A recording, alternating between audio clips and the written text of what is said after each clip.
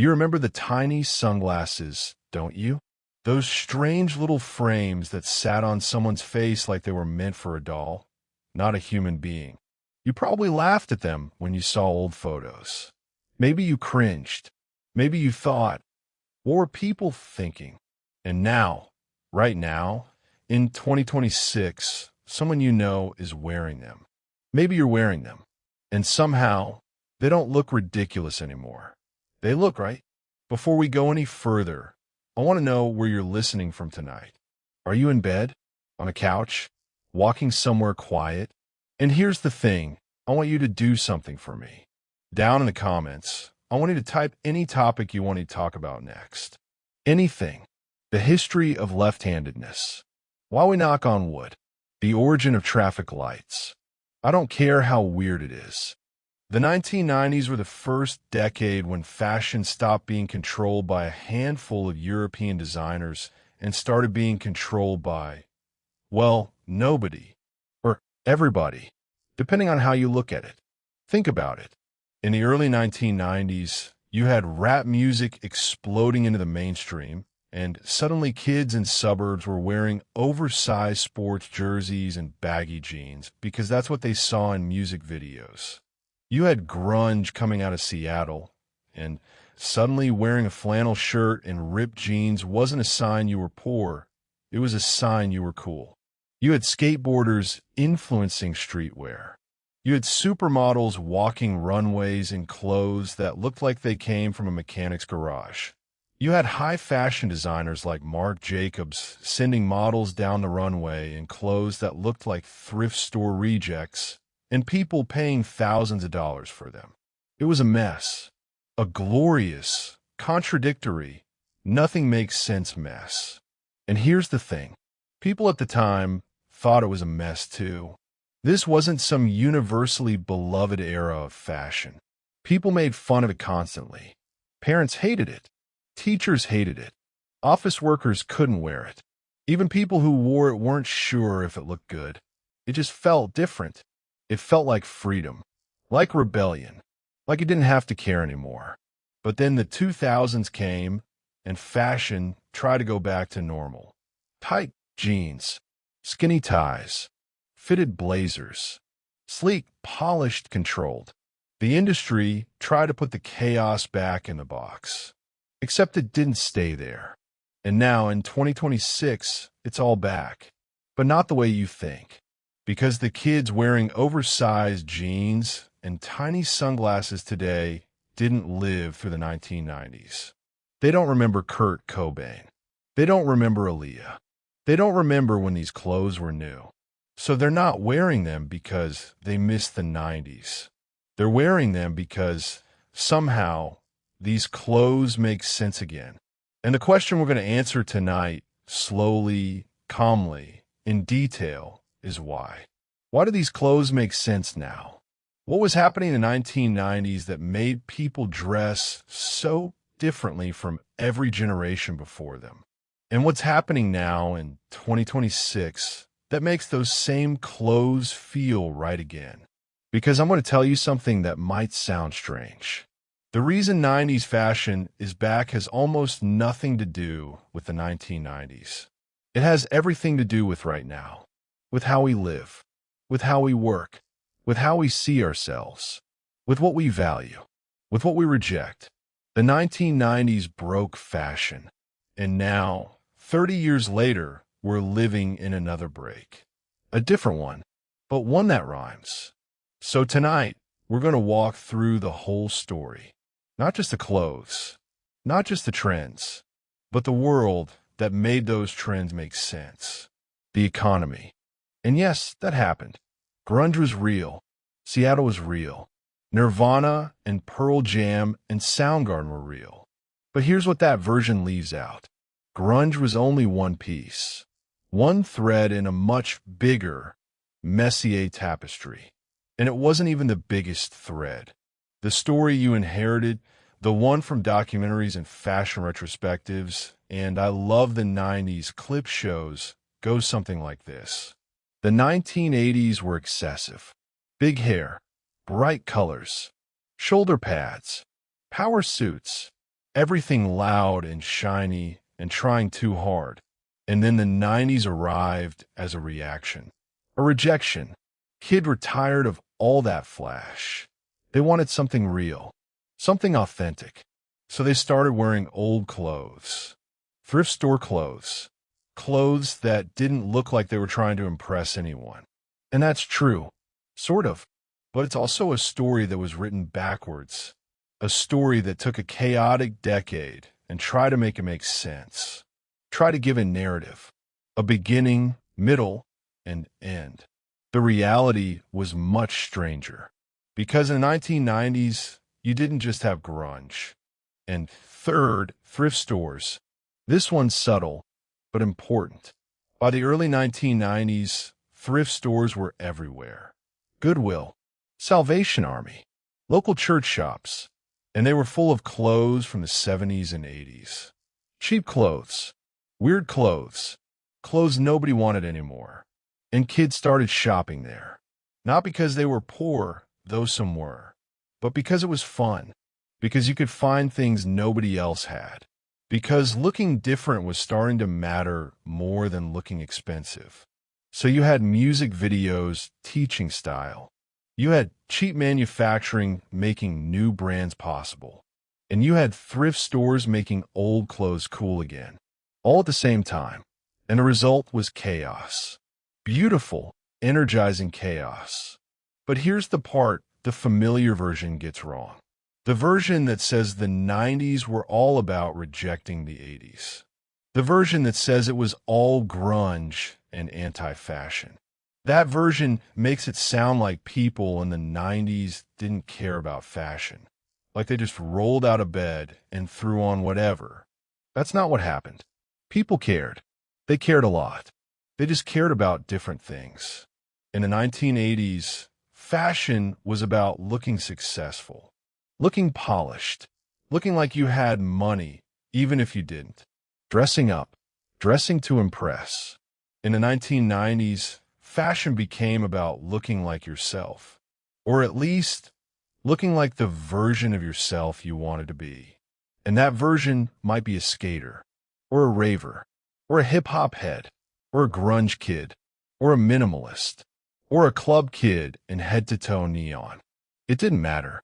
What mattered was that you chose it, that it meant something to you, that it connected you to a scene, a sound, a feeling. And that's why 90s fashion looked so weird, because it wasn't one thing. It was 1,000 things, and they were all happening at once, and nobody was in charge anymore. The designers tried to keep up. Some of them succeeded.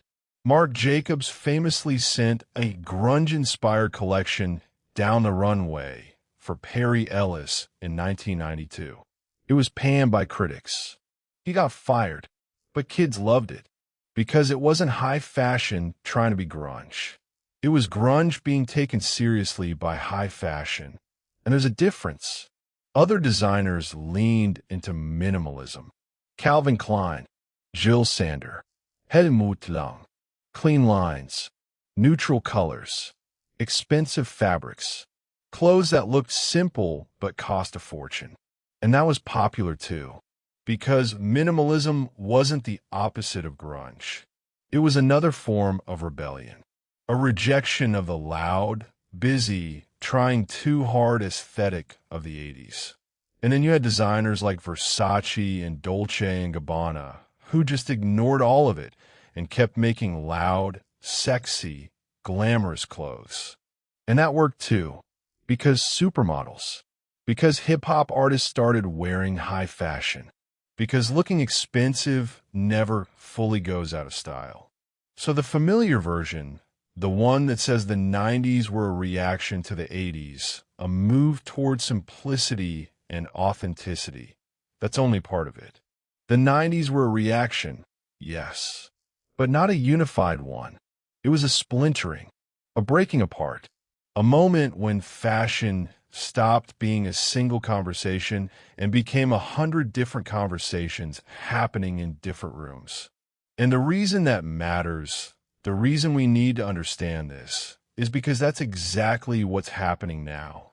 In 2026, fashion isn't unified. It's splintered. You have people wearing Y2K looks, and people wearing cottagecore, and people wearing tech wear, and people wearing 90s revival, and all of it is considered valid. All of it is fashion, and that didn't start in 2026. It didn't even start in 2020. It started in the 1990s, when the center stopped holding, when fashion stopped being something that happened to you and started being something you could choose. That's the real story. Not grunge, not rejection, but fragmentation and freedom and the weird, uncomfortable, exciting realization that nobody was in charge anymore, that you could wear whatever you wanted. That fashion had become democratic, messy, chaotic, and somehow more interesting than it had ever been. Let's go back to where this actually started. Not 1991, when Nirvana's Nevermind came out. Not 1992, when grunge hit the runway. Earlier, to a moment most people don't think about when they think about 90s fashion. A small store in New York City. A neighborhood called Soho, before it was expensive, when it was still full of artists and empty warehouses. The store was called Homeboy, and it sold something new. Not new as in newly made. New as in nobody had seen anything like it before. It sold oversized jeans, baggy shirts, bright colors, loose fits, clothes inspired by what kids in the Bronx and Brooklyn were wearing. Culotte inspirée hip-hop. This wasn't a fashion brand in the traditional sense. The people running it weren't designers. They were kids. Teenagers, really, who saw what their friends were wearing on the street and thought, why isn't this in stores? So they made it, and they sold it, and other kids bought it. And suddenly, there was a market. That same year, across the country in California, a guy named Sean Stussy was selling t-shirts and shorts out of his car. He'd started by making surfboards and scrawling his signature on them in a distinctive graffiti-style font. Then he put that signature on t-shirts, then on hats, then on shorts, and surfers bought them. Then skaters bought them. Then kids who didn't surf or skate but liked the look bought them. And suddenly, Stussy wasn't just a surf brand. It was a streetwear brand. One of the first. And in Seattle, in the mid-1980s, kids were shopping at thrift stores not because it was trendy, but because they were broke. Seattle in the 80s wasn't expensive. It wasn't a tech hub. It was a port city, a lumber city, a city where rents were cheap, and a lot of young people played music in basements and worked part-time jobs and didn't have money for new clothes. So they were old clothes. Flannel shirts that cost $2, jeans that were too big, cardigans with holes in them. Not because it looked cool, because it's what they had. But then photographers started taking pictures. Magazines started writing articles. Record labels started signing bands. And suddenly, those clothes that were just practical, just cheap, just available became a look, became grunge. So here's the origin. Not one moment, not one city, but three parallel movements, all happening at roughly the same time, all completely unaware of each other. In New York, hip-hop was creating a fashion language based on oversized sportswear, bright colors, brand logos, and looking bigger than you were. In California, surf and skate culture was creating a fashion language based on loose clothes, casual comfort, and graphics that looked like they were drawn by hand. And in Seattle, rock music culture was creating a fashion language based on thrift store necessity, anti-glamour, and looking like you didn't care. And none of them were trying to change fashion. They were just wearing what made sense to them, what fit their lives, what fit their music, what fit their budget. But then something happened, something that had never happened before in the history of fashion. These underground, subcultural styles didn't stay underground. They went mainstream, faster than anyone expected. And the reason they went mainstream so fast was because of a technology that was still new in the late 1980s. The music video. MTV had launched in 1981, but it didn't become culturally dominant until the mid to late 80s. And by 1988, 1989, it was everywhere. Every kid with cable was watching it. And they weren't just listening to music. They were watching it. Watching what the artists wore. Watching what the dancers wore. Watching what the extras in the background wore. And what they saw was different from what they saw in magazines. In magazines, you saw models. Thin, tall, polished, perfect. Wearing clothes designed by Europeans. Clothes you couldn't afford. Clothes you couldn't even find in your town. But on MTV, you saw regular people. Or at least, people who looked regular.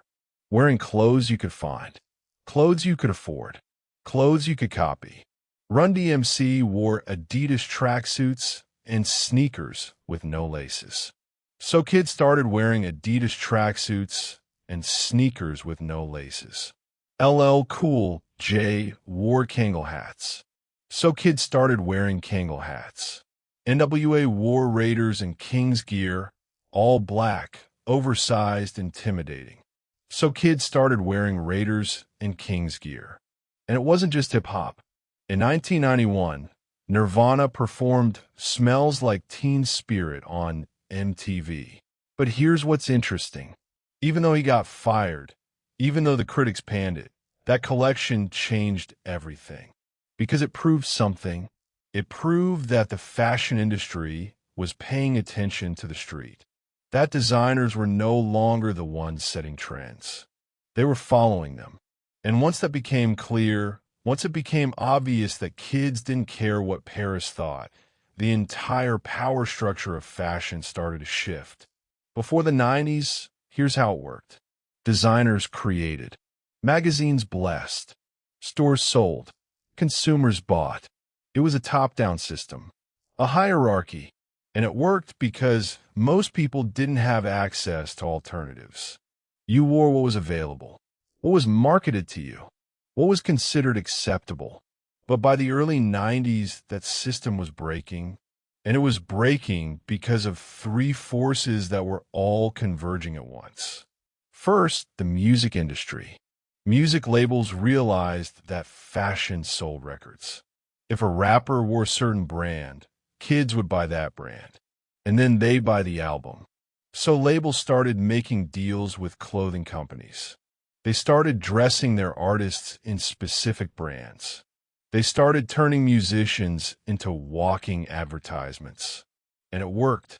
And the people who created those trends, the kids in the Bronx, the skaters in California, the grunge kids in Seattle, they saw what was happening. And a lot of them hated it.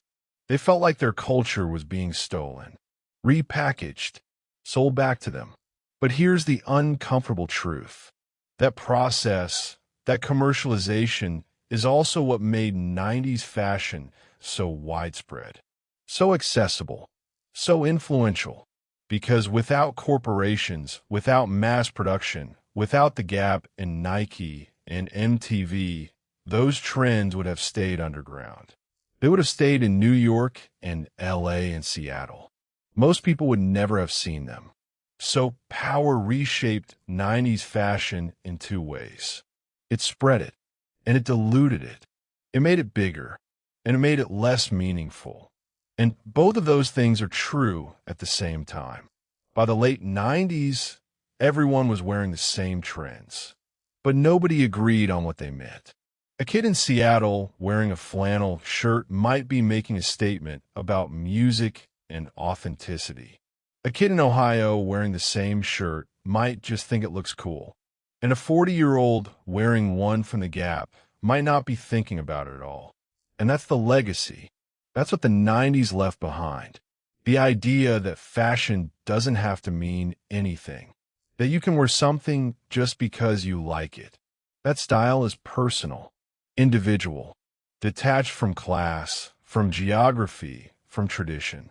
And that idea, that freedom, is exactly what's driving the 90s revival now. Because in 2026, we're living in the same moment. A moment when corporations are trying to sell us trends, when influencers are trying to dictate style, when algorithms are trying to tell us what to wear. And a lot of people are rejecting that. They're thrifting. They're wearing what feels comfortable, what feels like them, just like the 90s, but for completely different reasons. Let's talk about what it actually felt like to get dressed in the 1990s. Not the glossy version, not the music video version, the real version, the Tuesday morning version, the version where you're 16 years old and standing in front of your closet trying to figure out what to wear to school. First thing you need to understand is that most people didn't have that many clothes. Not like now. Now, you can order something online at midnight and it shows up 2 days later. You can scroll through 1,000 options without leaving your bed. You can watch a video on TikTok and buy the exact outfit someone's wearing with 3 taps. In the 90s, you had what was in your closet. Maybe 10, 15 items you actually wore regularly. A couple pairs of jeans, some t-shirts, a hoodie, a jacket, maybe one nice outfit for occasions. And you wore those same things over and over. You mixed them. You layered them. You made them work. And if you wanted something new, you had to go somewhere. Physically, you had to go to a mall, or a thrift store, or a specific shop in the city if you were lucky enough to live near one. You couldn't just browse. You had to hunt. You had to hope they had your size. Hope they had the thing you saw in a magazine or on TV. And most of the time, they didn't. So you compromised. You bought something close. Or you didn't buy anything at all. Money mattered. A lot. If you were a teenager in the 90s, you probably weren't making much. Maybe you had a part-time job at a grocery store or a fast food place. Maybe you made $6, $7 an hour. And a pair of name-brand jeans cost $40, $50, sometimes $60. A new pair of sneakers could cost $80, $100, even more if they were Jordans or Air Max. So you saved. You waited. You asked for things for your birthday or Christmas, or you didn't get them at all. You made do with cheaper versions. Off-brand sneakers, jeans from Walmart, shirts from wherever. And that created a divide. A quiet, uncomfortable divide that everyone understood but nobody really talked about. There were the kids who had money, who had the right brands. The Tommy Hilfiger, the Polo Ralph Lauren, the Nautica, the North Face, the Nikes, and the Adidas. And then there were the kids who didn't, who wore Kmart jeans and Payless shoes and tried to make it look intentional. And in the 90s, more than any decade before, that divide was visible. Because 90s fashion was obsessed with logos, with brands, with everyone knowing exactly what you were wearing and how much it cost. If you wore a Tommy Hilfiger shirt, the logo was huge, front and center. Same with Polo, same with Fubu, same with Nike. The whole point was that people could see it from across the room, could see that you had it, that you could afford it, that you belonged. And if you couldn't afford it, you felt it. Every day, walking through the hallways at school, sitting in class, standing in line at lunch, you felt the eyes, the quick up and down glance, the silent assessment. Some kids shoplifted.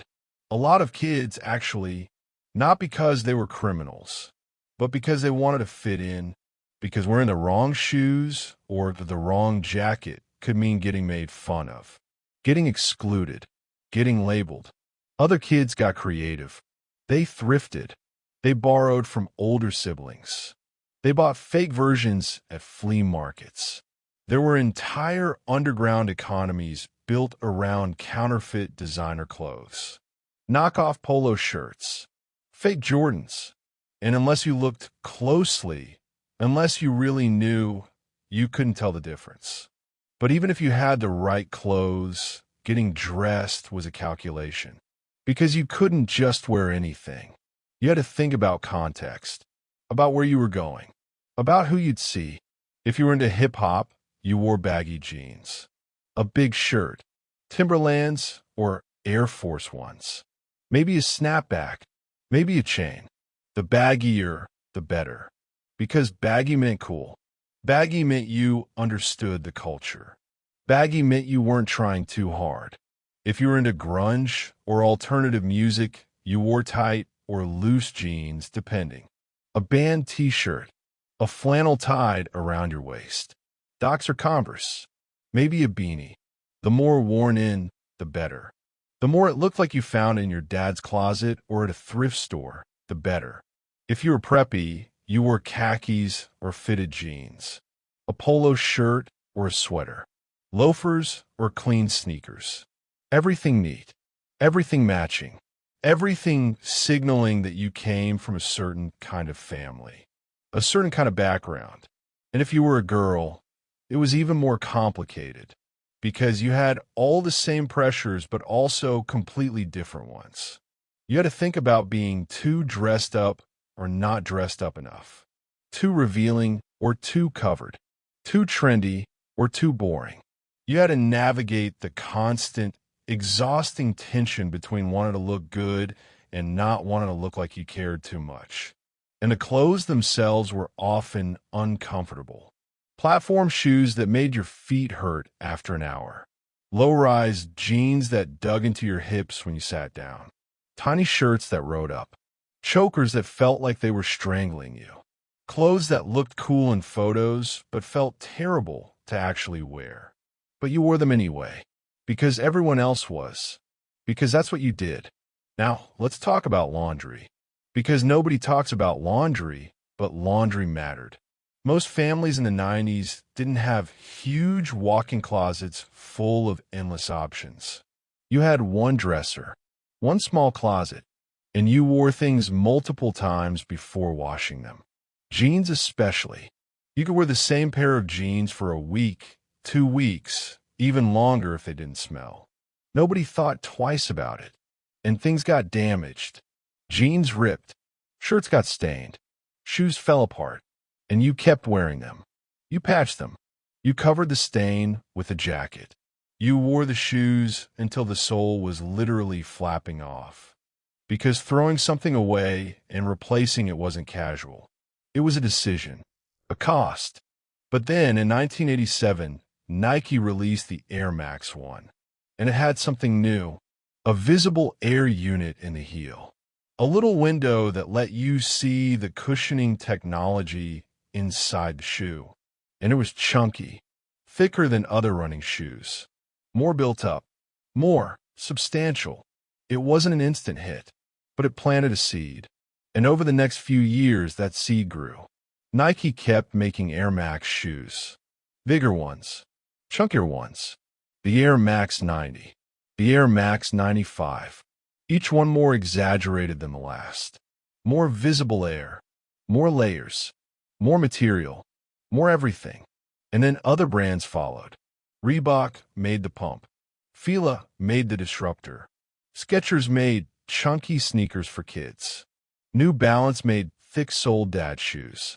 And by the mid-90s, chunky sneakers were everywhere. They weren't niche. They weren't athletic-specific. They were mainstream. They were fashion.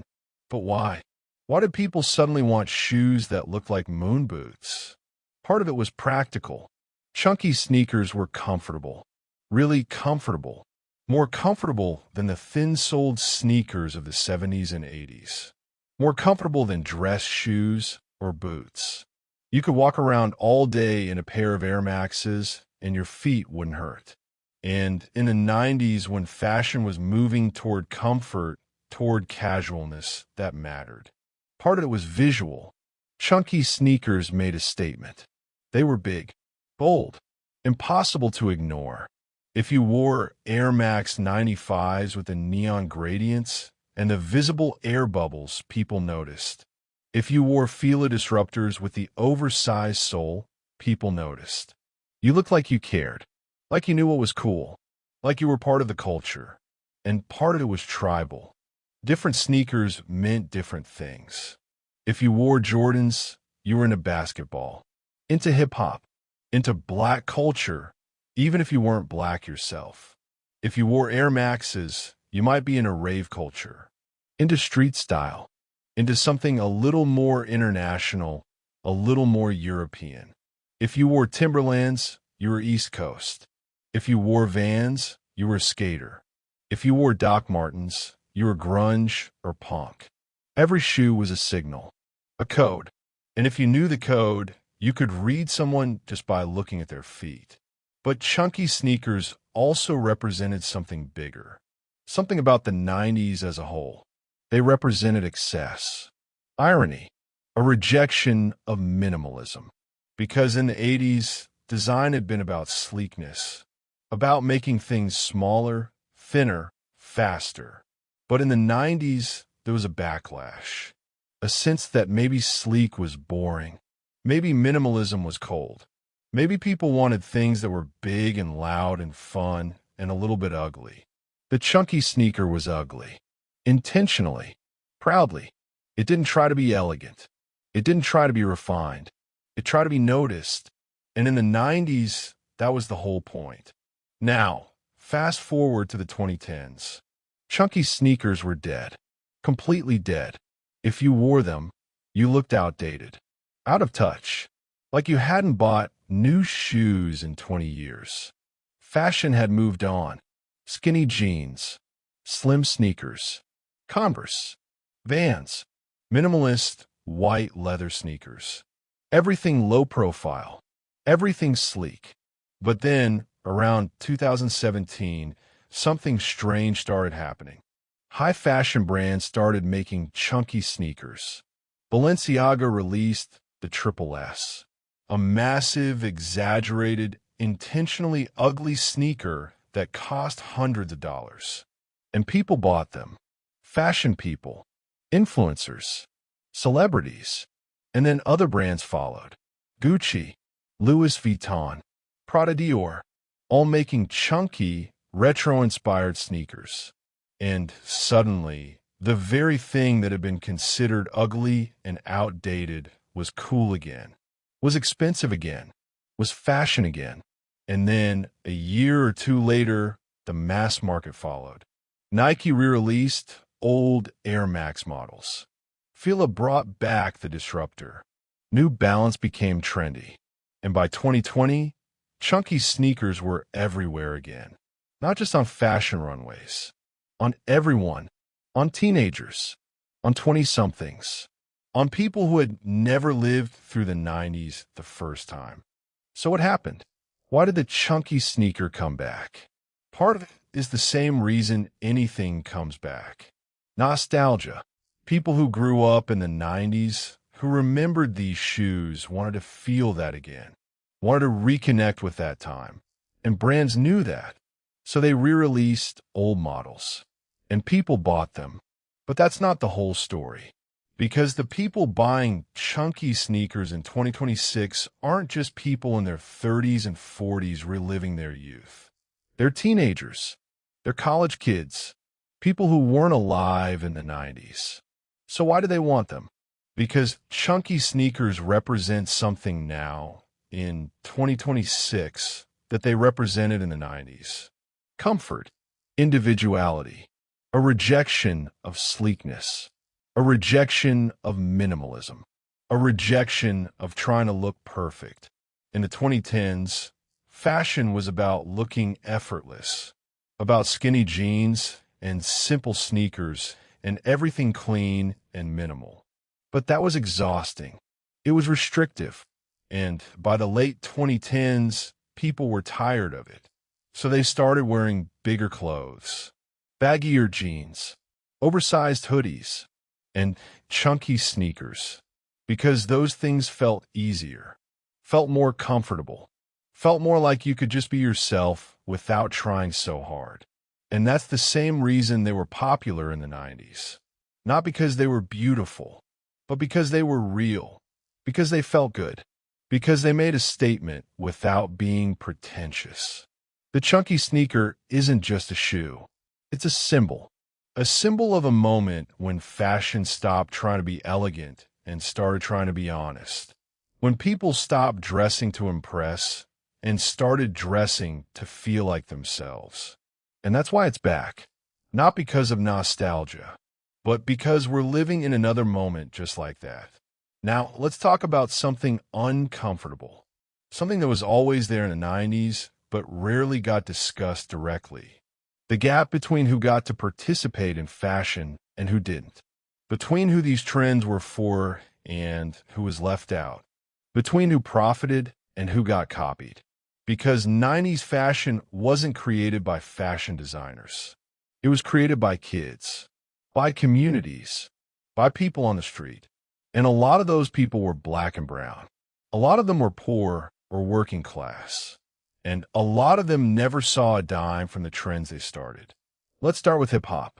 In the early 90s, hip-hop fashion was exploding. Baggy jeans, oversized jerseys, Timberlands, storted jackets, bucket hats, gold chains.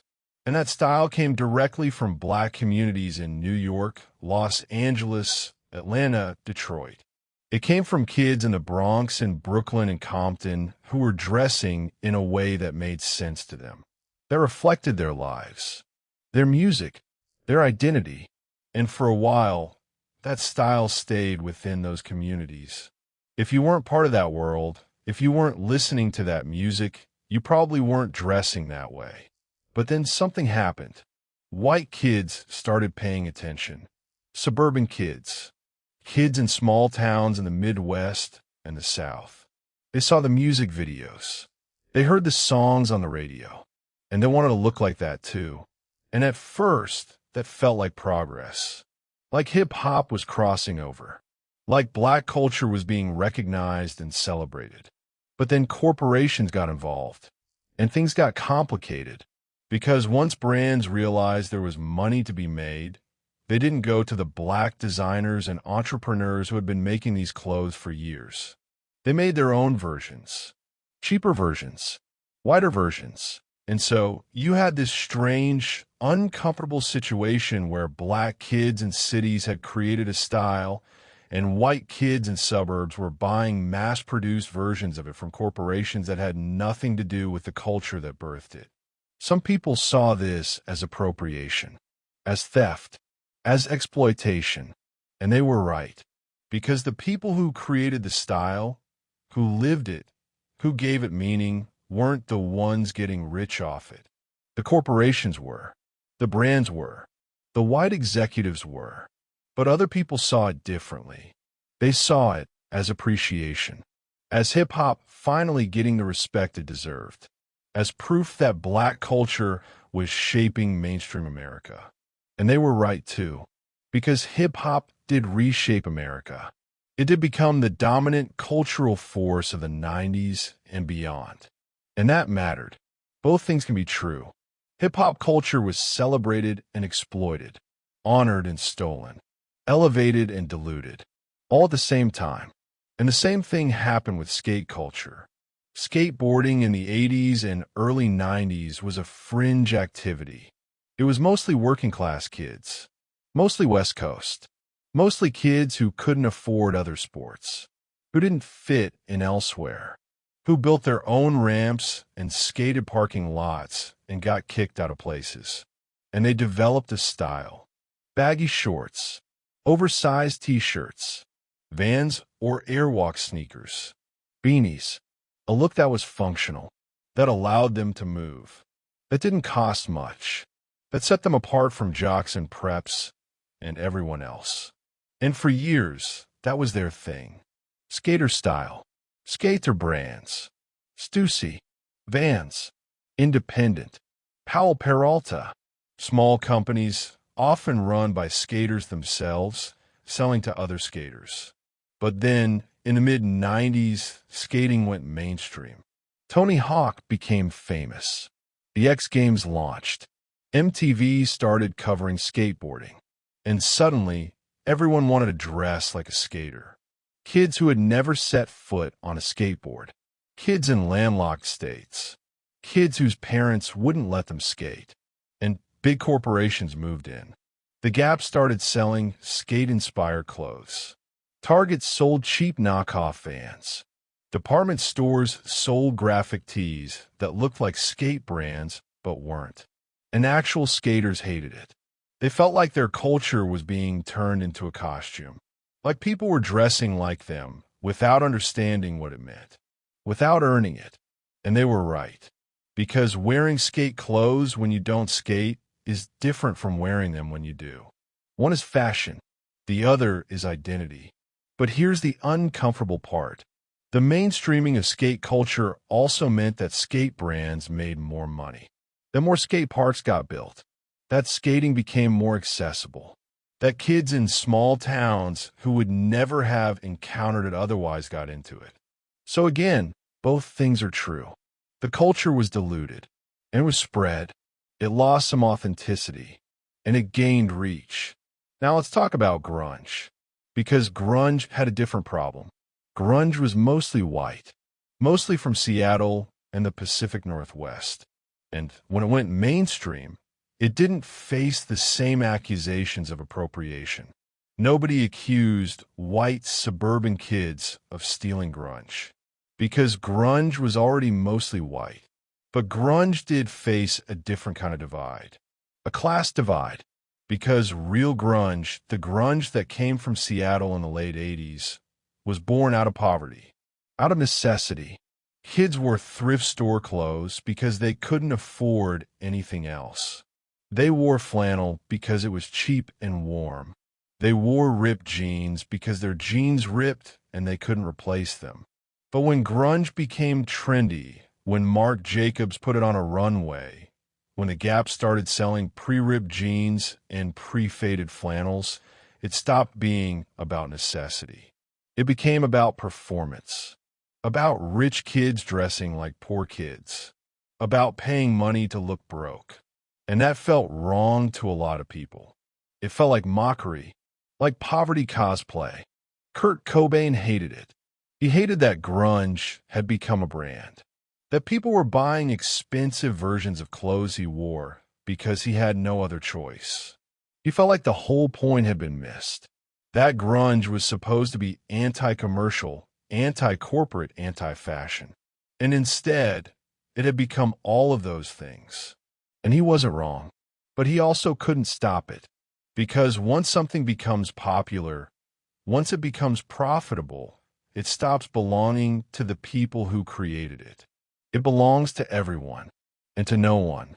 And that's the hidden divide of 90s fashion.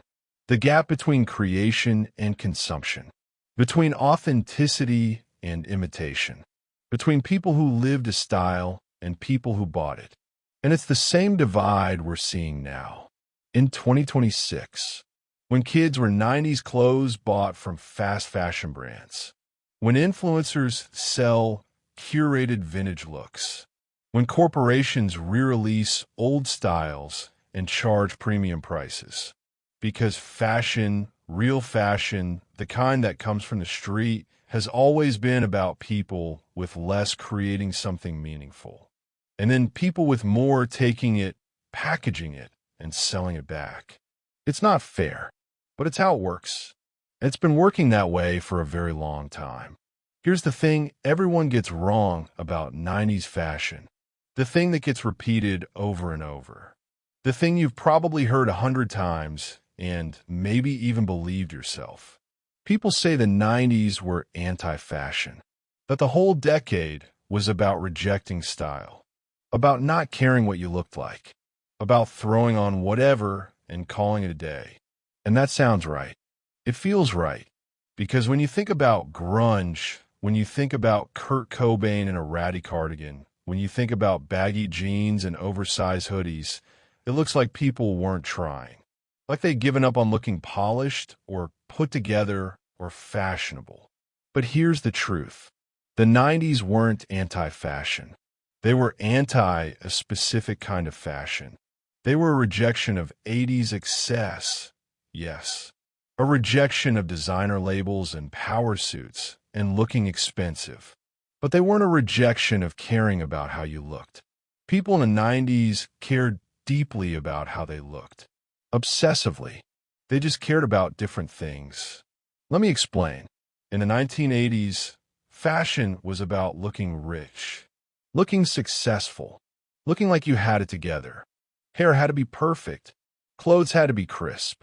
Colors had to be bright. Everything had to look new and clean and expensive, even if it wasn't. That took effort. A lot of effort. And by the end of the 80s, people were exhausted. Tired of trying so hard.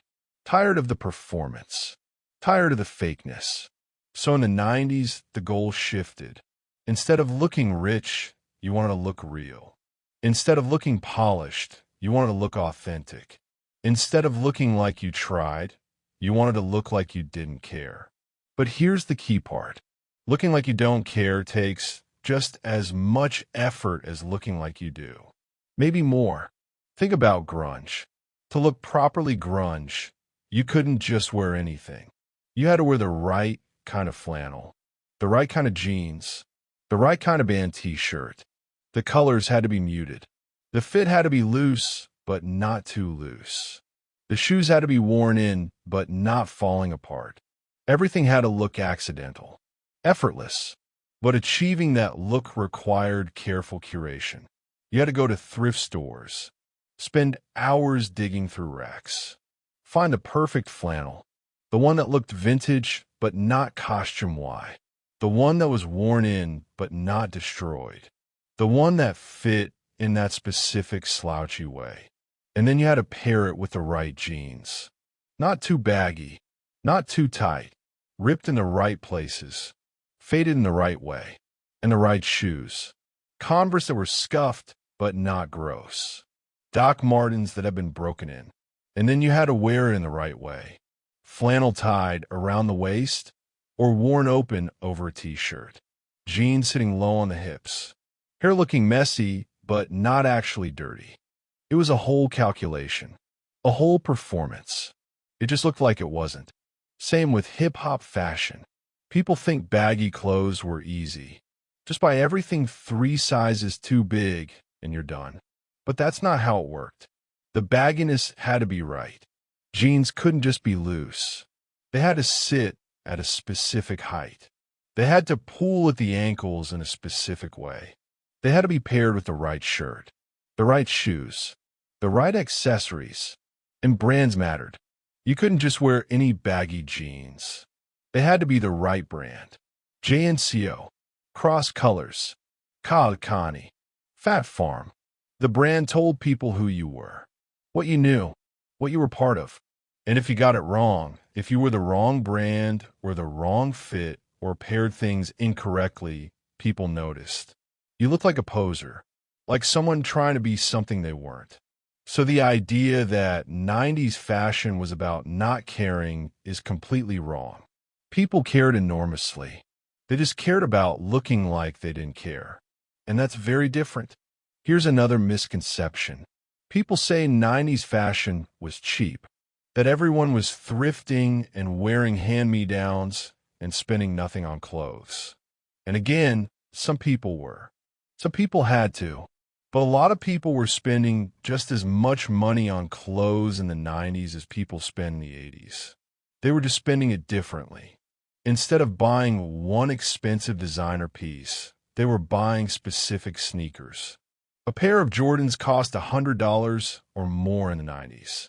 A Tommy Hilfiger jacket cost $80, $100, sometimes more. A North Face puffer could cost $200. Kids were saving for months to buy these things, working part-time jobs, asking for them for birthdays and holidays, begging their parents. Because even though the aesthetic was anti-luxury, the reality was still about brands, about status, about having the right things. The difference was what counted as the right things. In the 80s, it was a designer handbag or a tailored suit. In the 90s, it was the right sneakers or the right jacket. But the impulse was the same. The desire to signal belonging, to show you understood the culture, to prove you had taste, that never went away. And here's the biggest misconception of all. People think the 90s were unified, that everyone was dressing the same way, that there was one 90s look. But that's completely false. The 90s were the most fragmented decade of fashion in modern history. There wasn't one look. There were dozens, and they all existed at the same time, and they often contradicted each other. You had grunge kids wearing flannel and ripped jeans. You had hip-hop kids wearing baggy everything and Timberlands. You had ravers wearing bright colors and platform shoes. You had goths wearing all black and heavy boots. You had preps wearing khakis and polo shirts. You had club kids wearing insane, theatrical outfits. You had minimalists wearing all beige and black. You had skaters wearing oversized shorts and graphic tees. And all of these groups thought they were right, thought their style was the authentic one, thought everyone else was missing the point, and they were all right, and all wrong, because the whole point of the 90s was that there was no one right way to dress anymore. The old system, the one where Paris decided and everyone followed, was dead, and what replaced it was chaos. 100 different tribes, all dressing according to their own rules. So when people today talk about 90s fashion coming back, they're not talking about one thing coming back. They're talking about fragments, pieces, specific elements from specific subcultures. Baggy from hip-hop, flannel from grunge, platform shoes from rave culture, minimalism from high fashion, chunky sneakers from street culture, and they're mixing them, wearing them in combinations that never would have happened in the actual 90s. A flannel with tailor pants, chunky sneakers with a slip dress, a baggy hoodie with sleek accessories. Because the 90s weren't a unified aesthetic. They were a feeling, a permission structure, an understanding that you could wear what you wanted. That fashion was personal, that the rules were gone. And that's what's coming back now. Not the clothes themselves, the feeling, the freedom, the idea that you don't have to follow one prescribed path, that you can mix high and low, expensive and cheap, vintage and new, ironic and sincere. The 90s didn't reject fashion. They exploded it, broke it into 1,000 pieces, and we're still living in those pieces today. That's the truth. That's the thing nobody tells you. There were rituals in the 90s. Small ones, daily ones, things you did without thinking, things that shaped how you dressed and how you understood clothes and how you moved through the world. Let's start with the simplest one, trying on jeans. You couldn't buy jeans online. You had to go to a store, and you had to try them on, every single pair, because sizing was inconsistent. One brand size 32 was another brand size 34. And even within the same brand, different styles fit differently. So you grab 5, 6, 7 pairs off the rack, and you'd go into a dressing room, usually a small one with fluorescent lighting that made everything look worse. And you try them on, one by one, and most of them wouldn't fit. Too tight in the waist, too loose in the legs, too long, too short, weird in ways you couldn't quite articulate.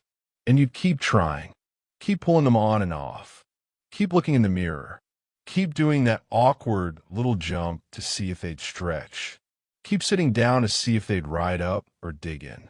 And eventually, maybe, you find a pair that worked. That fit well enough. That looked right enough. And you'd buy them.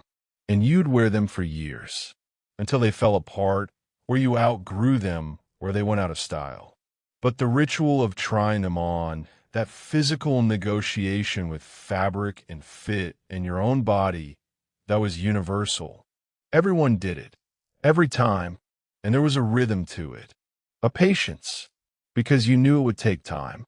You knew you might not find anything. You knew you might leave empty-handed. And that was just how it worked.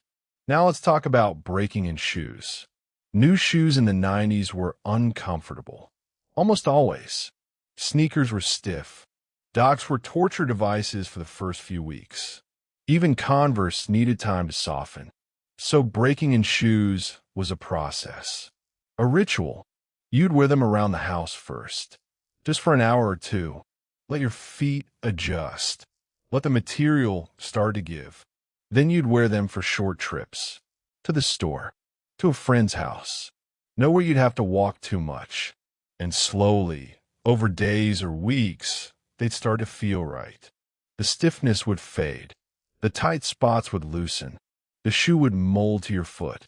And once they were broken in, once they were truly comfortable, you'd wear them constantly. For months, years, until they were falling apart, until the soles were worn through, until they smelled so bad you had to throw them away. But that process, that slow transformation from painful to perfect, that was part of the experience, part of what made the shoes yours. There was a ritual around band t-shirts too. Where you got them mattered. If you bought a Nirvana shirt at a concert, that meant something. It meant you were there. You were part of it. You had proof. If you bought it at a store, it meant less. But it still counted. It still showed you liked the band, that you were willing to wear your taste publicly. But if someone gave you a shirt, if you borrowed it from a friend or a sibling or a boyfriend or girlfriend, that meant the most. Because it came with a story, a connection, a memory. And you'd wear that shirt until it was threadbare, until the print was cracked and faded, until it was so soft and thin you could almost see through it. And even then, you wouldn't throw it away. You'd keep it, sleep in it, wear it around the house. Because it wasn't just a shirt. It was a marker of time, of who you were, of what mattered to you. There were rituals around layering too, because 90s fashion was all about layers. And layering required planning. You couldn't just throw things on randomly. You had to think about weight, about texture, about color, about how things would look when you moved. A flannel over a t-shirt, a hoodie under a jacket, a long-sleeve shirt under a short-sleeve shirt. Each layer had to work with the others, had to add to the look without overwhelming it. And you'd practice, stand in front of the mirror, try different combinations. Roll the sleeves of the flannel. Tie it around your waist instead. Leave the hoodie unzipped. Pull the hood up or leave it down. It was choreography, a dance with fabric. And once you found a combination that worked, you'd repeat it. Wear it over and over. Because it felt right. Because it looked right. Because it was yours. And then there were the rituals of care. Or lack of care, depending on the item. Jeans, you didn't wash. Not often. Maybe once a month, if that, because washing them made them fade, made them lose their shape, made them feel wrong. So you'd wear them for weeks, and they'd start to conform to your body, to smell like you, to develop creases and wear patterns that were unique. And when you finally did wash them, you'd feel weird, like they weren't quite yours anymore, like they'd been reset, and you'd have to break them in again. But t-shirts, you wash constantly, after every wear, because they got sweaty, got dirty, got stretched out. And shoes, you never cleaned, or almost never. Cleaning sneakers felt wrong, too precious, too try-hard. Dirty sneakers were better, more authentic, more lived in, unless they were Jordans. Then you cleaned them, carefully, with a toothbrush and soap. Because Jordans were special. Jordans were an investment, and you had to take care of them. There were social rituals, too. The compliment economy. If someone said they liked your shoes, you didn't just say thank you. You told them where you got them, how much they cost, whether they were hard to find. You shared information, because fashion was communal. It was about helping each other access the things that mattered. And if you saw someone wearing something you liked, you asked about it. Where'd you get that? What brand is that? How much was it? Not to be nosy, but because that's how you learned. How you found new brands, new stores, new styles. And there was the ritual of the mall. Walking the mall, hanging out at the mall. Not always to buy things, often just to see things. To see what was new, what was on sale, what other people were wearing. You'd go with friends, spend hours there. Walking from store to store, trying things on without buying them, eating food court food, sitting on benches, watching people. And the mall was where you learned, where you saw trends forming, where you figured out what was cool and what wasn't. It was research, fieldwork, a weekly or weekend ritual that shaped your understanding of fashion. And then there was the catalog, the J. Crew catalog, the Delia's catalog, the CCS skate catalog, thick booklets that came in the mail that you'd flip through for hours, dog-earing pages, circling items, dreaming about what you'd buy if you had the money. You'd memorize them, know every item, every price, plan outfits in your head. Imagine yourself wearing those clothes, being that person, and sometimes you'd order something, and you'd wait, weeks sometimes, for it to arrive. And when it did, you'd try it on immediately, and it would either fit perfectly or not at all. And there were no returns, or returns were complicated, so you'd keep it either way, make it work, or shove it in a drawer and forget about it. These rituals, these small, repeated actions, they weren't just about clothes. They were about time, about patience, about living in a world where things move slower, where you couldn't have everything immediately, where wanting something and getting it were separated by effort and waiting. And those rituals created a relationship with clothes that's different from what we have now. A relationship built on scarcity, on physicality, on memory. And maybe that's part of why 90s fashion feels appealing now. Because those rituals are gone. Because everything is instant now. Because you can see something and buy it and have it in 2 days. Because the waiting is gone. The hunting is gone. The effort is gone. And maybe people miss that. Miss the slowness. The intention. The ritual. Or maybe they just miss feeling like clothes meant something. Let's talk about something that doesn't get discussed much when people reminisce about 90s fashion. The body. What it felt like to exist in a body in the 90s. What was expected of that body? What fashion demanded from it? And what people were afraid of? Because fashion isn't just about fabric. It's about flesh. About how clothes interact with skin and shape and size. About what bodies are supposed to look like. In the 90s, the body standards were brutal, especially for women. The ideal body in the early to mid-90s was thin. Not just slim, thin. The supermodel body, the Kate Moss body, the heroin chic body, as it was called, though people hated that term, hated the implications. But it was accurate. The look was waif-like, fragile, bones visible, collarbones sharp, hip bones jutting, arms like sticks, legs long and lean with no muscle definition. A body that looked like it didn't eat much, like it survived on cigarettes and black coffee. And that was considered beautiful, aspirational, the height of fashion. And for the millions of women and girls who didn't look like that, who couldn't look like that, it was devastating. Eating disorders skyrocketed in the 90s. Anorexia, bulimia, disordered eating that didn't have a name but was just as destructive. Because fashion was selling an impossible standard, a body that most people couldn't achieve without starving themselves. And the clothes reinforced it. Tiny shirts, low-rise jeans, slip dresses, clothes that only look good on bodies with no fat. No curves, no softness. If you had hips, low-rise jeans dug into them. Created rolls. Made you feel like your body was wrong. If you had a stomach, tiny shirts exposed it. Made you hyper-aware of it. Made you want to hide. If you had thighs, slip dresses clung to them. Showed every curve, every perceived flaw. And the culture didn't make it easier. Magazines ran articles about celebrity bodies, about who had gained weight, who looked too thin, who had cellulite, who had visible ribs. The scrutiny was constant, relentless, mean, and there was no body positivity movement, no pushback, no one saying, all bodies are good bodies. Instead, there was just pressure to be smaller, thinner, more controlled. and food became the enemy. Carbs were bad. Fat was bad. Eating too much was bad. There were diets everywhere.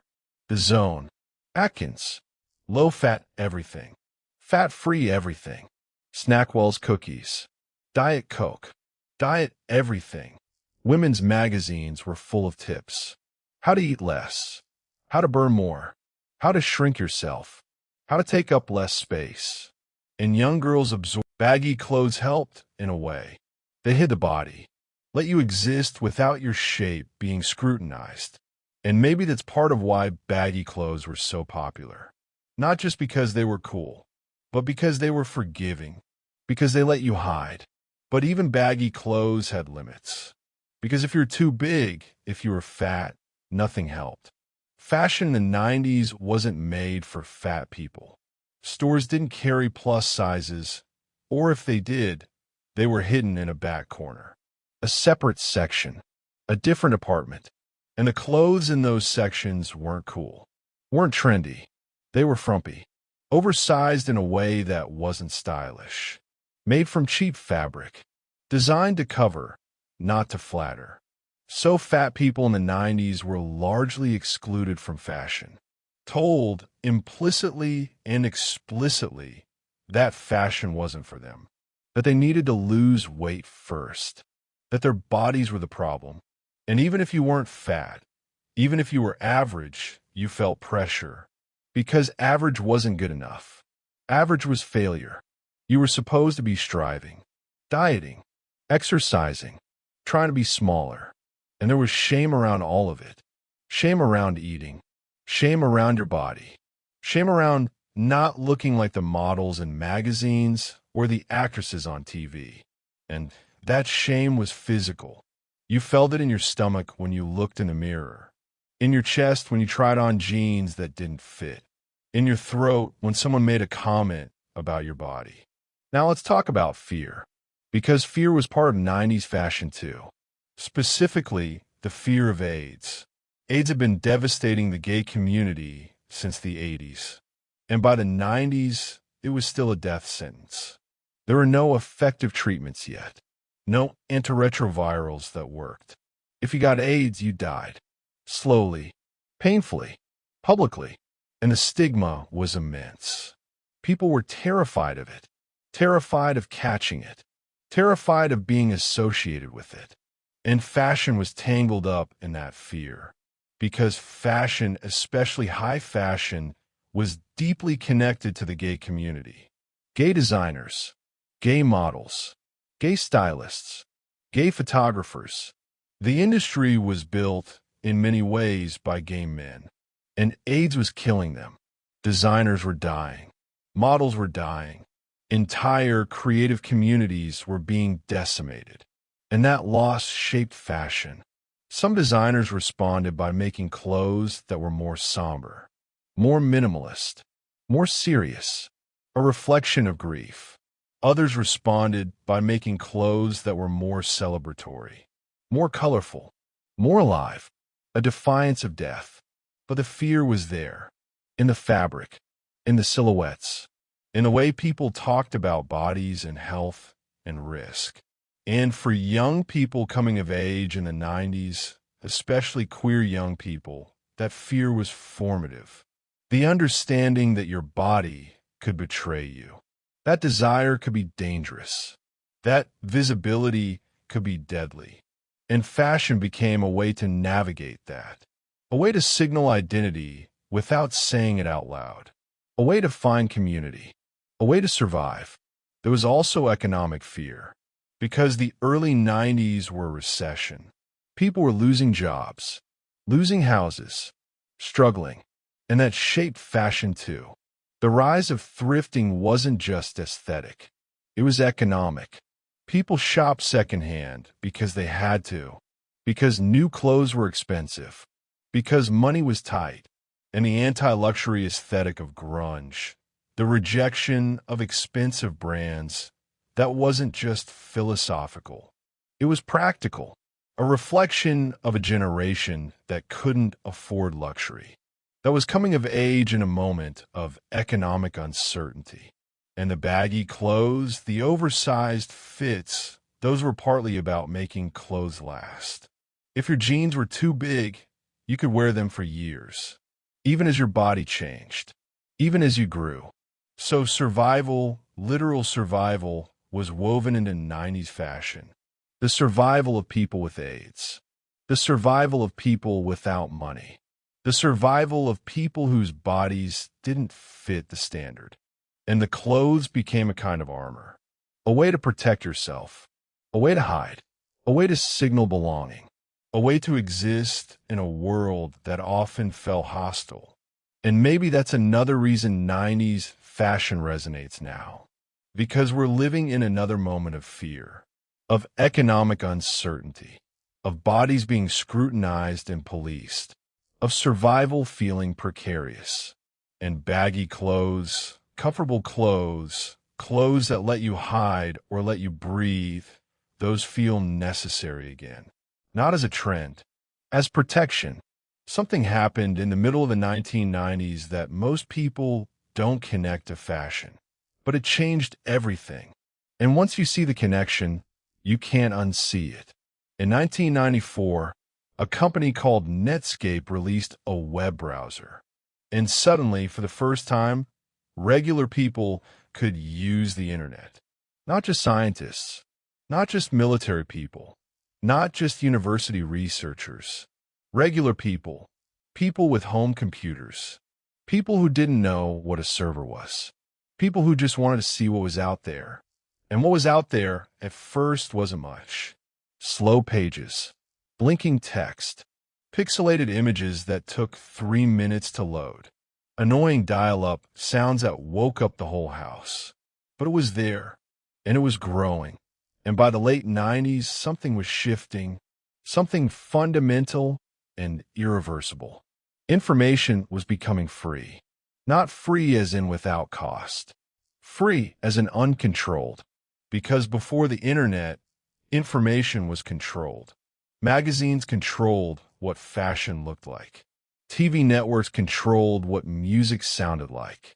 Record labels controlled who got heard. Publishers controlled what got read. But the internet started to break all of that. Slowly, incompletely, but unmistakably. And fashion felt it. Not right away, but it felt it. Because suddenly, kids could find each other. Kids in small towns who were into obscure music or niche fashion could find other kids across the country who were into the same thing. Could discover bands nobody had heard of.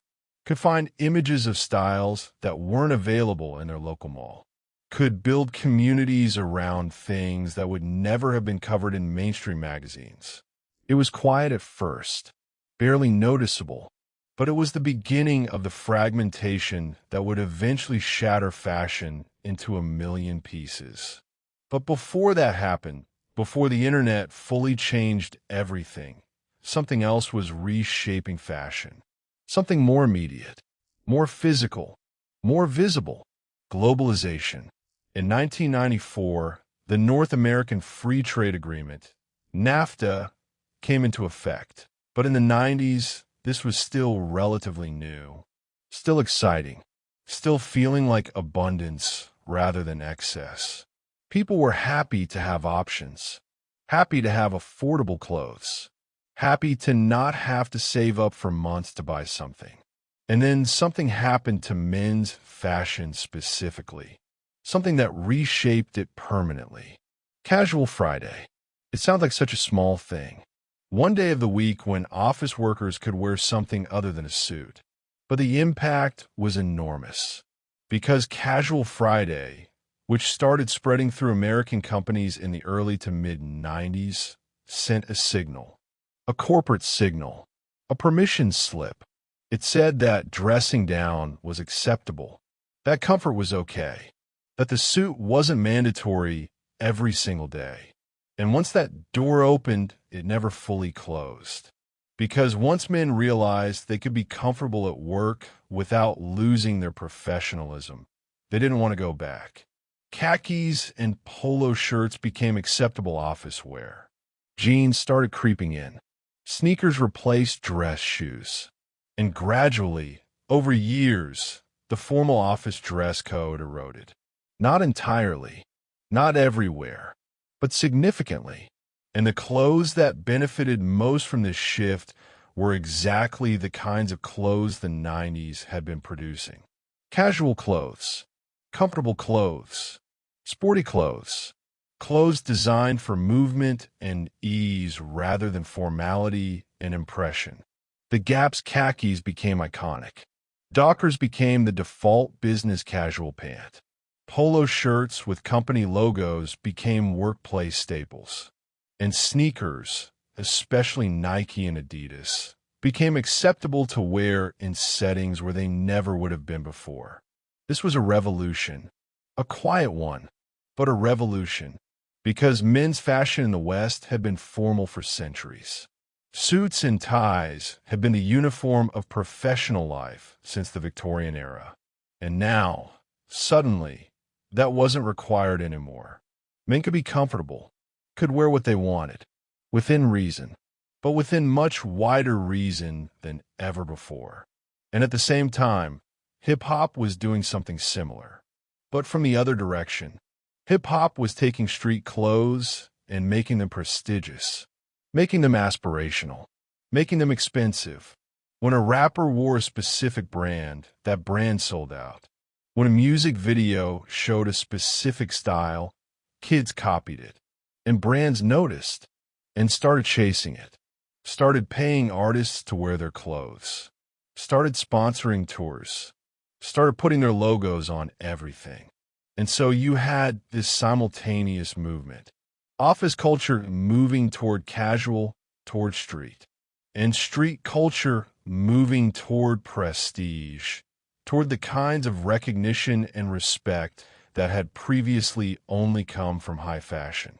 And the two met somewhere in the middle, in the chunky sneaker, in the oversized hoodie, in the cargo pant, in the kind of clothing that could work in a basketball court, a music video, a casual office, and a weekend trip to the mall. Now let's talk about the end of the 90s. Because by 1998, 1999, something was happening that would change everything again. The internet boom, the dot-com bubble. Technology companies were becoming the most valuable companies in the world.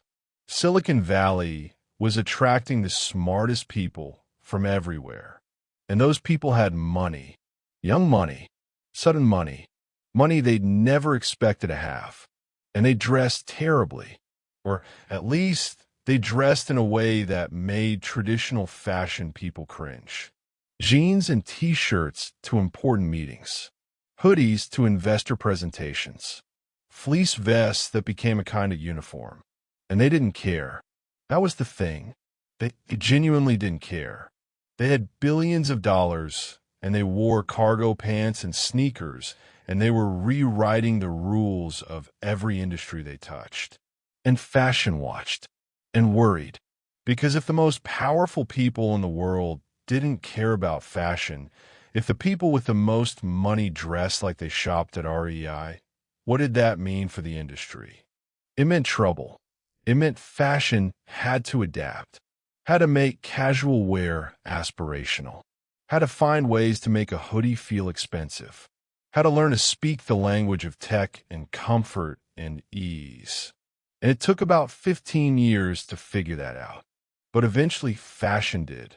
And the result was what we see now. Luxury streetwear, expensive sweatpants, designer sneakers, the normalization of comfort as a fashion value. And all of that was set in motion in the late 90s, when tech money decided that fashion was irrelevant. And fashion had to spend 2 decades proving it wasn't. The industrialization of the 90s, the globalization, the technology, the casualization of professional life, all of these forces were reshaping what people wore. And none of it was planned. None of it was designed. It was just the world changing. And clothes, as they always do, changing with it. Because clothes don't just reflect culture. They absorb it. Every shift in economics, in technology, in social values shows up eventually in fabric. in silhouette, in color, in what's acceptable and what's not. The 90s were a decade of enormous change. Political change, technological change, economic change, social change, and the clothes reflected all of it. The baggy jeans reflected economic anxiety and the comfort of hiding. The logo obsession reflected a new consumer culture, one driven by brands and media and aspiration. The minimalism reflected a desire for clarity in a world that was becoming more complex by the day. And now, in 2026, we're in another moment of enormous change. Another moment when the world is shifting faster than people can process. When technology is rewriting everything. When economic certainty feels distant. When people are looking for comfort and identity and belonging. And they're finding it in the same clothes people found it in 30 years ago. Because the world changes. But people don't. Not really. Not in the ways that matter. Here's where it gets a little complicated. And a little funny. And maybe a little uncomfortable if you're someone who spent money on a vintage-inspired outfit recently. Because the 90s revival, the one happening right now in 2026, is not the 90s. And I say that with absolute respect for everyone participating in it. But it's not. It's something else. Something new. Something that uses the 90s as raw material, but builds something completely different. And understanding the difference matters.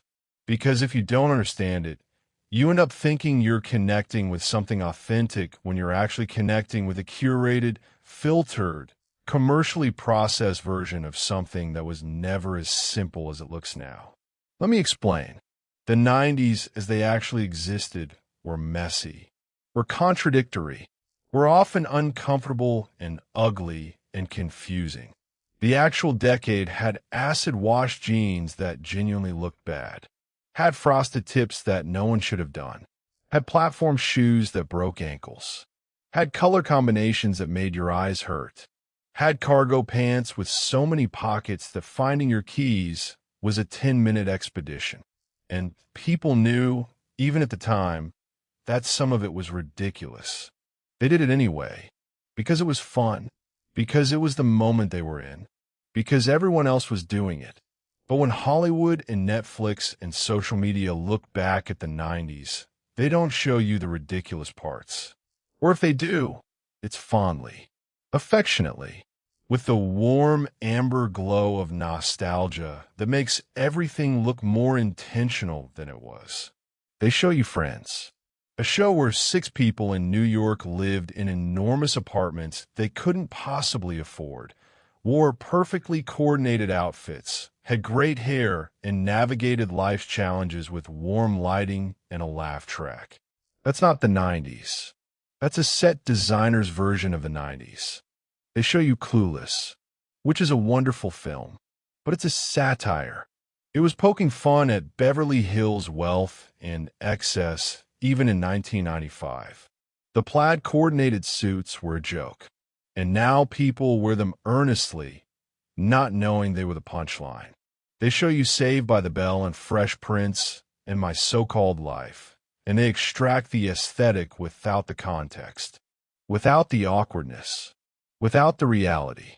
And the internet makes this worse, because on Instagram and TikTok, you see the best version of 90s fashion, the most photogenic, the most carefully assembled. Someone who spent 3 hours curating an effortless 90s look and then taken 40 photos to find a one that looks effortless. And that's not a criticism. That's just how it works. Social media is a highlight reel, and 90s fashion filtered through social media becomes a highlight reel of a highlight reel. A copy of a copy that's cleaner and sharper and more coherent than the original ever was. And then there's the museum problem. Because fashion museums and retrospective exhibitions have started framing 90s fashion as historically significant, which it is. But when you put a pair of JNCO jeans in a museum case with a label explaining their cultural significance, you've transformed them. They're no longer just jeans. They're artifacts, objects of study, and that changes how people interact with them. You start to think that wearing them is an educated, intentional, culturally aware choice, rather than just what a bored teenager in Ohio thought looked cool in 1996. And then there's the branding machine, because corporations have realized that 90s nostalgia sells enormously. So they've built entire product lines around it. Nike re-releases Air Max models from the 90s and calls them heritage collections. They sell out in minutes, for prices that would have seemed insane in the actual 90s. Levi's markets their classic fits as vintage-inspired and charges a premium for the privilege of owning something that looks like it came from a thrift store but is brand new. Fashion brands that didn't exist in the 90s release collections inspired by 90s streetwear, using the aesthetic without any of the cultural context. Without the hip-hop connection, without the skate connection, without the grunge connection, just the visual, just the vibe, packaged and priced for maximum profit. And that's not wrong exactly. Fashion has always been commercial, always been about selling things. That's not a revelation, but it's worth being honest about, worth acknowledging, because when you're buying a pair of 90s-inspired cargo pants from a brand that launched in 2018, you're not buying the 90s. You're buying a product. A good product, maybe a stylish one, but a product. And now let's talk about what social media has done to the 90s revival specifically, because it's done something interesting. Something that I think is genuinely new. In the actual 90s, fashion moved at the speed of physical media. A magazine came out once a month. A TV show aired once a week. A music video might rotate on MTV for a few months before being replaced. So trends moved slowly. It might take a year, 2 years for something that started in New York to reach a small town in Kansas. And by the time it got there, it might already be fading in New York. But on TikTok, trends move in days, hours, sometimes. A video goes viral on Monday. By Wednesday, people are copying the look. By Friday, brands are selling cheap versions. By the following Monday, some people are already calling it overdone. And what this does to 90s fashion is strange. It means that the revival is happening in fast forward. What took 3 or 4 years to become mainstream in the actual 90s is becoming mainstream in 3 or 4 weeks on social media. And so young people are moving through 90s aesthetics at a pace that has no historical precedent. They're discovering a trend, adopting it, wearing it, getting tired of it, and moving on. In a cycle that used to take years, now takes months. And that creates a strange relationship with authenticity. Because if you adopt a trend and move on from it that quickly, what does it mean? Is it self-expression? Is it content? Is it both? Is it neither? And the honest answer is that it's both. It's self-expression happening through content.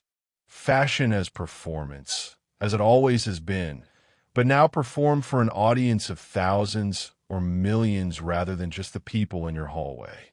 And there's the sustainability angle, which is real and important and also sometimes overstated. The vintage shopping boom, the secondhand market, the thrifting culture, all of which are driving a lot of the 90s revival. Those are genuinely motivated in part by environmental concern. Young people are aware, more than any previous generation, of the environmental cost of fast fashion, of the pollution and the waste and the exploitation. And buying secondhand reduces that, keeps clothes out of landfills, extends their useful life. And that's genuinely good. But it's also fashionable to be sustainable right now, which means that some people are thrifting because they care about the planet. And some people are thrifting because it's the cool thing to do. And some people are doing both. And all three groups are wearing the same vintage cargo pants. And brands have figured this out. So they're releasing sustainable collections, upcycled lines, vintage-inspired pieces made from recycled materials. And sometimes those are genuinely better for the environment. And sometimes they're just greenwashing, just using the language of sustainability to sell more stuff. And then there are the internet myths, the pieces of 90s fashion history that are just wrong, that get repeated so often they become accepted as fact. The idea that Kurt Cobain invented grunge fashion. He didn't. He wore what was available, what was cheap, what people in Seattle had been wearing for years before he was famous. The idea that hip-hop fashion started with rap artists wearing designer brands. It didn't. Hip-hop fashion started with kids in the Bronx wearing what they could afford. The designer brands came later, when artists had money and wanted to signal success. The idea that the 90s were a golden age of fashion creativity that we're trying to recapture. That's mostly a retrospective invention. At the time, a lot of people thought 90s fashion was a mess. Critics were confused. Parents were horrified. Even fashion insiders weren't sure what was happening. The golden age feeling comes from distance, from time having passed, from forgetting the awkward parts and remembering the cool ones. And that's fine. That's how nostalgia works. It's not a criticism. It's just human nature. We select the best parts of the past and build stories around them. But it's worth knowing, worth being aware of, worth understanding that the 90s fashion you're connecting with now is a curated version, an edited version, a best of compilation rather than the full, chaotic album. Because the full album had some terrible tracks. And knowing that makes the good parts even more interesting. Evia trendis. That's the nature of trends. They arrive, they peak, they fade. The neon colors of the 80s died. The frosted tips of the late 90s died. The ultra-low rise jeans of the early 2000s died. The gladiator sandals of the late 2000s died. Things come and go. That's just how it works. So why did 90s fashion die? Why is it still here, 30 years later, driving conversations and sales and entire content ecosystems? Why did it survive when so many other trends didn't? The easy answer is nostalgia. But we've already established that nostalgia is only part of the story. So let's dig deeper. Let's look at the actual structural reasons why these specific clothes, the specific decade's aesthetic, had the staying power to come back and stay back. The first reason is comfort. And I know that sounds obvious, but it's deeper than just baggy clothes are comfortable. What 90s fashion offered, at its core, was a body-neutral silhouette. Clothes that didn't require a specific body to look right. Oversized jeans don't require you to have narrow hips. Baggy hoodies don't require you to have a flat stomach. Chunky sneakers don't require you to have long legs. These clothes work on a wide range of bodies. And that's genuinely rare in fashion history. Most fashion, historically, has been designed for specific bodies. Corsets required a certain torso shape to function. Fitted blazers required certain shoulder widths. Pencil skirts required narrow hips. Even the minimalism of the 90s, which we talked about, required extreme thinness to work. But the streetwear, the baggy everything, the oversized silhouettes, those were genuinely inclusive. Not intentionally. Not because designers were thinking about body diversity, but because the clothes just worked on different bodies, looked different on different people, but good on all of them. And in 2026, that matters enormously because body neutrality and body diversity and the rejection of impossible beauty standards are all deeply important values for young people right now. And 90s streetwear aesthetics aligned with those values, even though they weren't created with those values in mind. The second reason 90s fashion survived is its connection to music. And not just any music. Hip-hop, which is the most dominant music genre in the world right now. Hip-hop didn't die in the 90s. It grew and grew and kept growing until by the 2010s and 2020s, it was the biggest genre in the world. And the fashion of hip-hop, the fashion that was created in the 90s alongside the music, grew with it. So when you listen to hip-hop now, when you watch hip-hop videos, when you follow hip-hop artists on social media, you're still seeing the aesthetic that was born in the 90s. Evolving, yes. Changing, yes. But connected to those roots. And young people who love hip-hop today, who weren't alive in the 90s, are inheriting a fashion language that goes back 30 years. They're wearing oversized clothes not because they're nostalgic for the 90s, but because that's what the music they love has always looked like. And that's a form of survival that's more durable than trend-based nostalgia. Because it's tied to identity, to culture, to music, to community. The third reason is flexibility. The pieces that survive from 90s fashion are all incredibly versatile. A white oversized t-shirt goes with everything. Baggy jeans can be dressed up or down. Chunky sneakers work with dresses, with pants, with shorts, with skirts. A hoodie can be casual or athletic or, with the right styling, almost formal. And that versatility matters. Because in a world where people have less time and fewer resources, having clothes that work in multiple contexts is valuable. You don't want to buy something that only works for one specific occasion. You want something that earns its place in your closet by being endlessly usable. And 90s fashion basics, the good ones, do that. They're wardrobe workhorses. Things you reach for over and over because they always work. The fourth reason is class anxiety. And this one's subtle, but important. We're living through a period of extreme economic inequality. The gap between wealthy people and everyone else is enormous and growing. And conspicuous consumption, wearing things specifically to signal wealth, feels tone deaf to a lot of people. Uncomfortable, even morally wrong. So there's an appeal to clothes that don't scream money, that look like you might have thrifted them, that have the aesthetic of, I found this rather than I bought this. Even if you did buy it, even if you paid quite a lot for it. The deliberate anti-luxury aesthetic of 90s streetwear fits that perfectly. A good hoodie and baggy jeans can look thrifted even when they're new. And that deniability, that plausible humility is appealing when showing off wealth feels politically and socially risky. The fifth reason is memory, and specifically, the memory of a specific generation. The people who grew up in the 90s are now in their 30s and 40s. They're professionals. They have disposable income, and they remember the clothes of their youth with warmth, with a sense of identity, with the feeling that those clothes represented a freer, simpler time.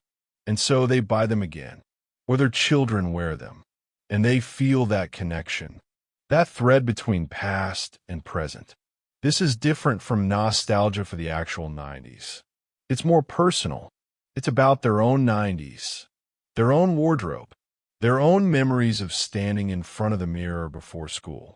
And that personal memory is incredibly powerful because it's not about trends or aesthetics or fashion theory. It's about who you were, about a time when the world felt both smaller and more possible. And when you put on a pair of Nikes that look like the ones you had in 6th grade, something happens. Something small but real. A kind of recognition. A brief reunion with a version of yourself that existed before everything got complicated. The sixth reason, and maybe the most important one, is that 90s fashion represents a philosophical position that makes sense again. In the 90s, wearing baggy clothes and thrift store finds and beat-up sneakers was a statement. A statement that said fashion doesn't have to cost a fortune, that you don't have to follow the rules. That style comes from inside you, not from what a designer tells you to wear. And that statement resonates now, in 2026, when fast fashion is polluting the planet, when influencer culture is telling people what to buy and wear every single day, when algorithms are curating your taste before you even know what you like. The 90s aesthetic says, slow down, buy less, or what feels right. Don't try so hard. Find your own way. And yes, the irony is that brands are now selling this philosophy back to you, packaging the rebellion, profiting from the rejection of profit. But the philosophy itself is real, and it resonates, because the reason 90s fashion survived isn't any one thing. It's all these things: comfort, music, versatility, economics, memory, philosophy. It survived because it kept being useful, kept being relevant, kept finding new reasons to exist in each new moment. And that's what any good idea does. It doesn't just arrive and leave. It stays. It adapts. It finds new meaning in new contexts. The baggy jean isn't just a baggy jean. It's a vehicle, a carrier of ideas about comfort and identity and rebellion and community and memory and belonging. And as long as those ideas matter, the baggy jean will survive, which, given human nature, is probably a very long time. Let's zoom out for a moment. Let's stop looking at jeans and sneakers and flannel shirts. Let's stop thinking about trends and brands and subcultures. Let's look at the bigger picture, the human picture, the one that sits behind all of it and explains why any of this matters at all. Because fashion, real fashion, the kind that comes from the street and not from a boardroom, has always been about one thing. One fundamental, ancient, deeply human thing: the need to be seen, not famous, not celebrated, not viral, just seen, recognized, understood. The need to walk into a room and have someone look at you and understand, even for a second, even without words, who you are, where you come from, what you value, what you reject, who you love, what music you listen to, what keeps you up at night. Humans have been doing this forever. In the 90s, you could try things, or something weird, make a fashion mistake, and nobody outside your immediate social circle would ever know.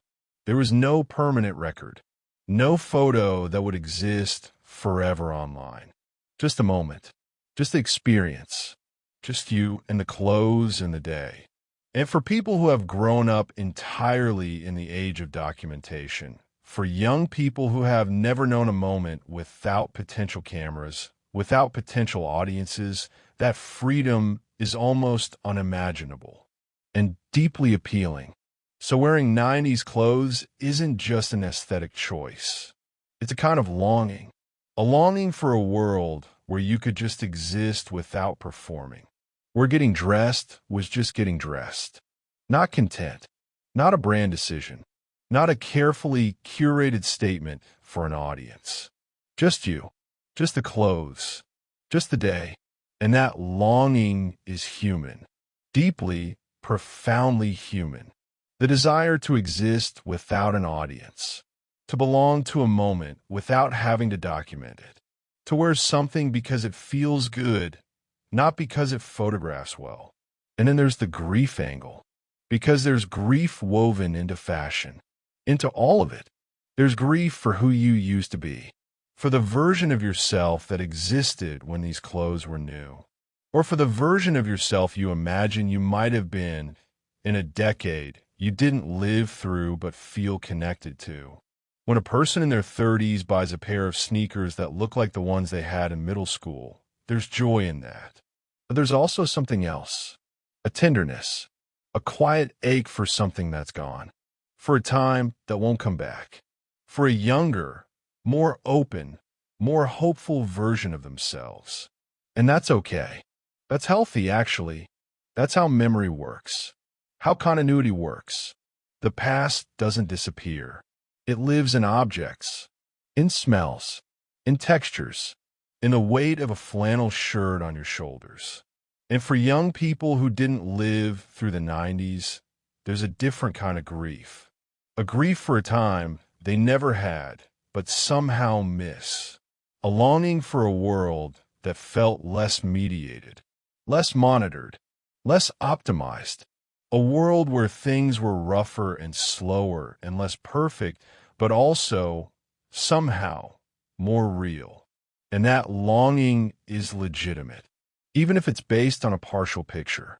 Even if the actual 90s were harder and more uncomfortable and more confusing than the curated version suggests.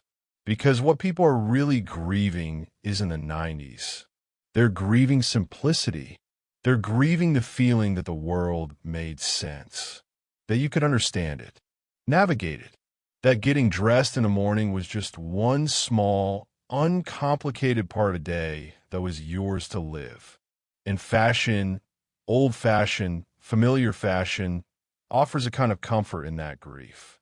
A gentle suggestion that maybe it could be simple again, that maybe you could just wear something that feels good, that maybe it doesn't have to be complicated.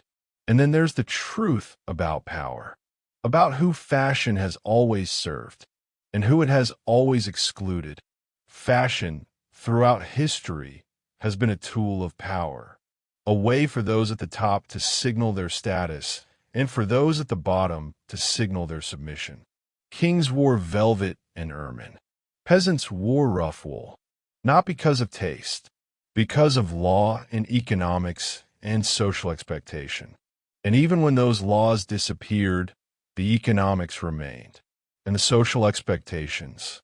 Fashion kept being a class signal, a wealth signal, a belonging signal. But the 90s disrupted that.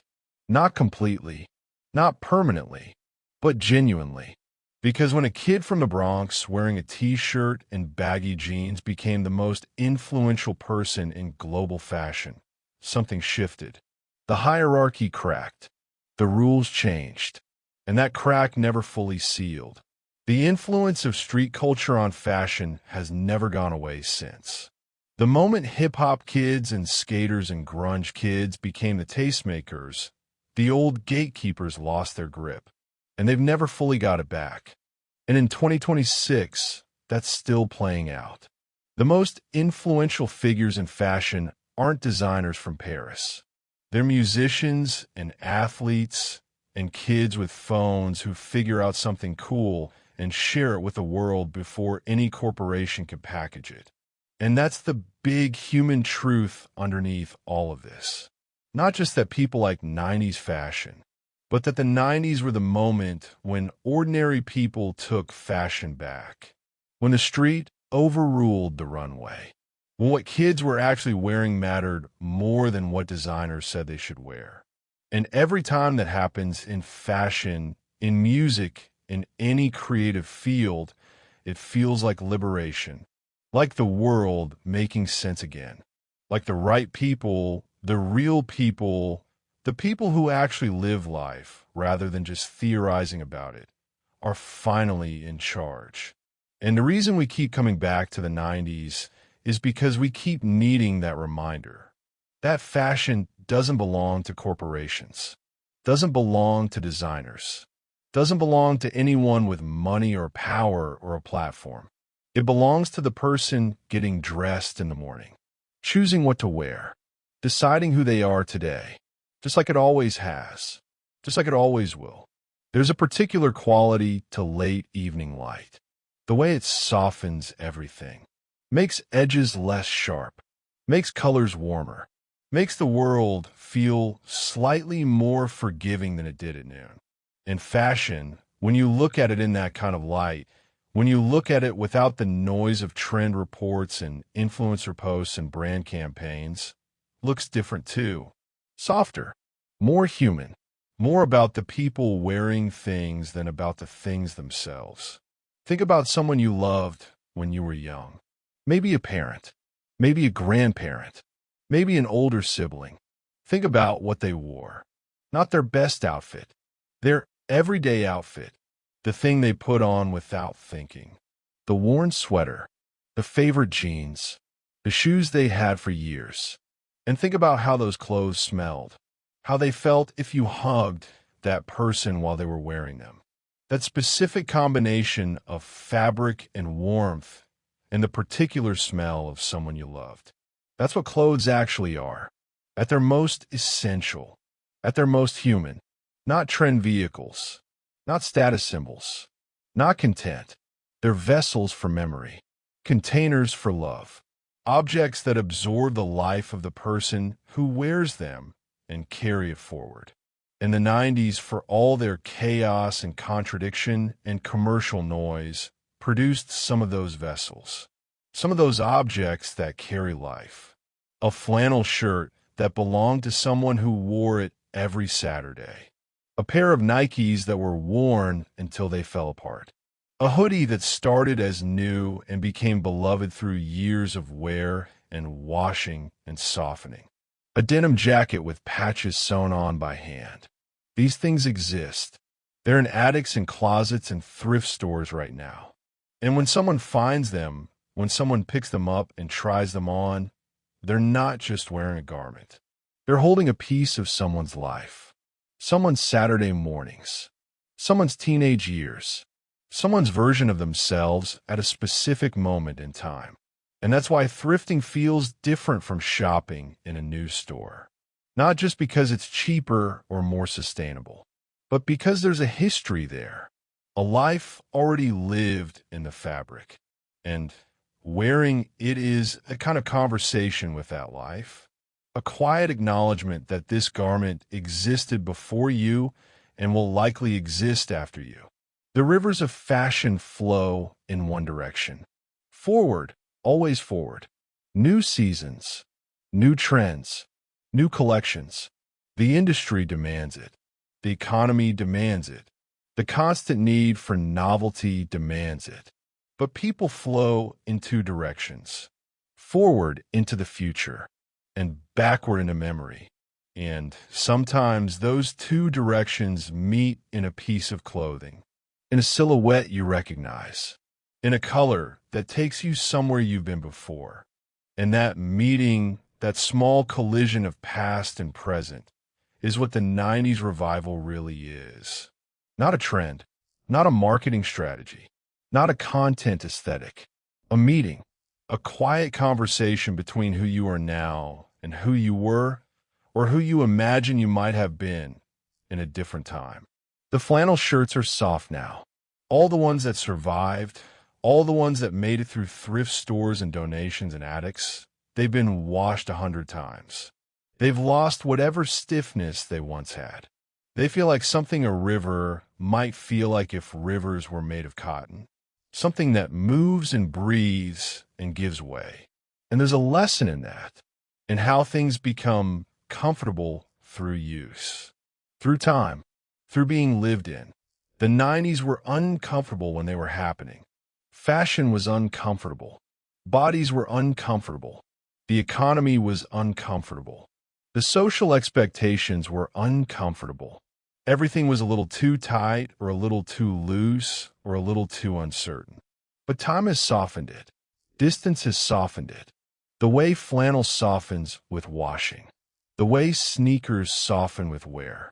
The way memory softens everything it touches gently. And that's been true in every decade, in every culture, in every moment when a human being stood in front of whatever passed for a mirror and try to figure out how to present themselves to the world. The 90s understood that. Accidentally, chaotically, imperfectly, but genuinely. And we're understanding it again, right now, in our own chaotic, imperfect, genuine way. And the clothes we reach for, the ones that feel right, the ones that feel like us, those are never really about fashion. They're about finding a way to say, I'm here. This is me. I'm figuring it out. And that's enough. It has always been enough. The room is quieter now. The day is done.